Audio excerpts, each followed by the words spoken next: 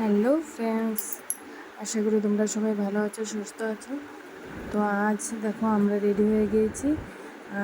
আজ ঘরে একটু মনসা বই পড়াবো, তার জন্য সব রেডি টেডি করে নিয়েছি। তখন বাজে বিকেল 4টা, ওরা বলেছে 5টার দিকে আসবে। তো ওরা এসে পড়েছে আর বই পড়া স্টার্টও করে দিয়েছে।